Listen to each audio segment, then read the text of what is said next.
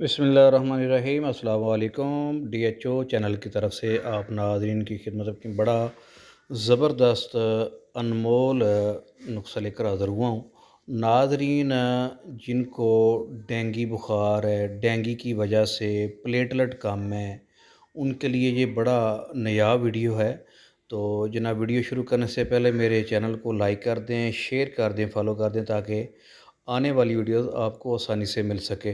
तो नाज़रीन, आपने क्या करना है कि पपीते के पत्ते लेकर इसका आपने खुश्क करके या वैसे ही साफ़ सुथरे करके इसका कावा बना लेना है। और ये कावा आपको इंशाअल्लाह ताला इतना फ़ायदा देगा कि आप हैरान हो जाएंगे। इससे पेशेंट के प्लेटलेट जो है ना, जिनके कम में नीचे गिरे हुए हैं, वो नॉर्मल वैल्यू में आ जाएंगे। आपने ऐसा करना है कि कावे में थोड़ा सा बेरी का या आम जो शहद है खालस हो, वो डालना है। हस्बे ज़ायक़ा जो है ना, जितनी ज़रूरत हो उतना आप डाल सकते हैं।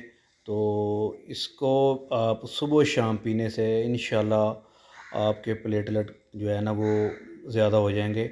दूसरा ये है कि इसका आप जूस बना के पी सकते हैं। इसको किसी हवन-दस्ते में कूट लें।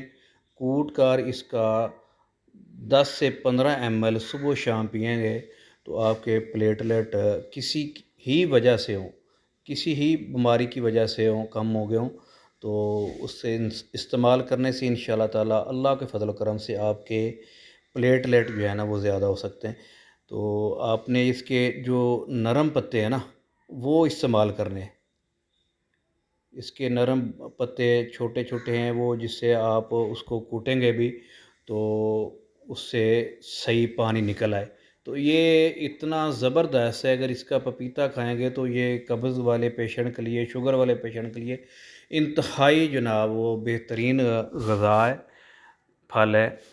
ये विटामिन सी है, विटामिन ए है इसमें, कैल्शियम है मौजूद है, सोडियम मौजूद है इसमें, ये कोलेस्ट्रॉल ज़ीरो है और इसमें फ़ैट बिल्कुल नहीं है। इसमें दूसरा क्लोराइड भी इसमें काफ़ी मक़दार में मौजूद हैं। तो नाज़रीन, इसका आप फल भी खा सकते हैं, इसका कावा भी बना के पी सकते हैं। तो नाज़रीन से गुज़ारिश है कि मेरे चैनल को दोबारा सब्सक्राइब कर दें, लाइक कर दें।